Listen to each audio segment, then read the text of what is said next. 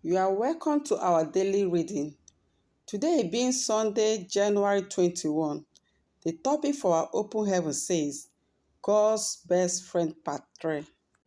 Our memory verse is taken from Matthew chapter 6 verse 10, and it says, Thy kingdom come, thy will be done in earth as it is in heaven.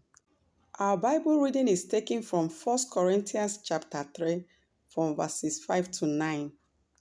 Be blessed as you listen. Many people want to be one of God's best friends so that whenever they ask Him for something, He will do it for them immediately.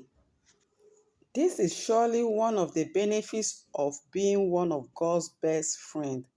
However, those who really become such care more about Him than they care about themselves. The priority of a man are known from his prayer points.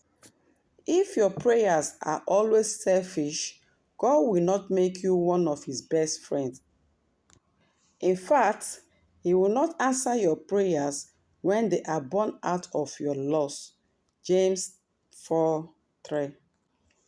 Those who will be one of God's best friends are people who pray God's prayer and want to partner with Him to establish His will on earth. There are people who say regularly, Thy will be done on earth as it is in heaven. When such people go to pray, they don't go with preconceived prayer points at all times. They make a habit of going into His presence with a burden to hear from Him about what He wants to be done on earth and to pray those things in existence. Every now and then, God needs someone to stand in the gap for His people.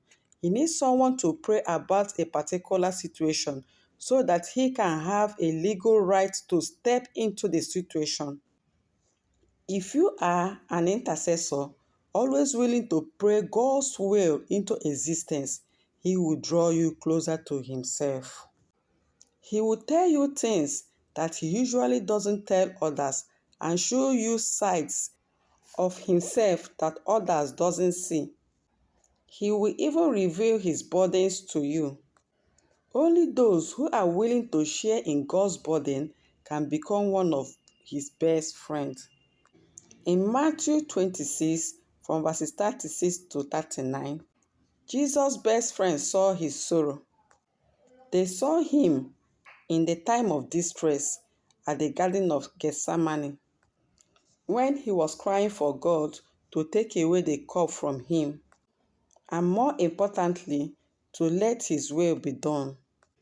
Jesus was the one who invited them to watch with Him. They were His prayer partners. Can God invite you to watch with Him over a nation, His church, or any matter at all? Can you forget all your prayer points and just keep praying for the will of God to be fulfilled, like Jesus did in the Garden of Gethsemane?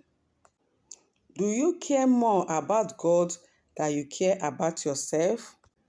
Our prayer point for today says, pray for the body of Christ with specific reference to Christians facing persecution across the world.